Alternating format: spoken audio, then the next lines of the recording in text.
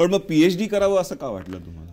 हिंदू धर्म म्हणजे काय हे कळल्याशिवाय आपला पुढे त्यातल्या गोष्टी कशा करता येणार, म्हणून ते शिकावं म्हटलं. मग ते शिकायचं असतं काहीतरी अकॅडमिक काम करायला पाहिजे, तर मग त्याच्यात जावं.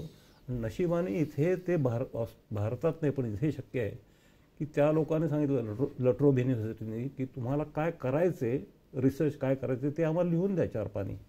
ते जर आमच्या रिसर्च कमिटीला पटलं तर तुम्ही करा रिसर्च आणि पीएचडी तुम्हाला मास्टर्सला सुरुवातीला देतो आणि त्याच्यानंतर पीएचडीला देऊ शकतो.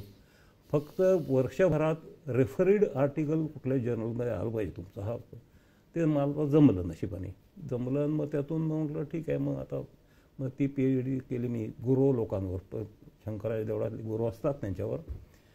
आणि मग त्यातून नशिबाने मोनॅशमध्ये रिटायर झालो होतो आणि तिथे मारिका विक्सियानी म्हणून माझी एक कलिग आहे, तिने मला खूप मदत केली. आणि मग मी रिसर्च फेलो इन सोशल अँथ्रोपॉलॉजीमध्ये मोनॅशमध्ये गेलो 98 साली. तो अजून तिथंच आहे आणि बरीच पुस्तकं वर लिहिली आहेत आणि तो प्रवास त्या दृष्टीने चालू आहे.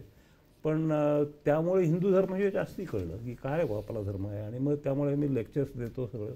तो माझा तसा प्रवास.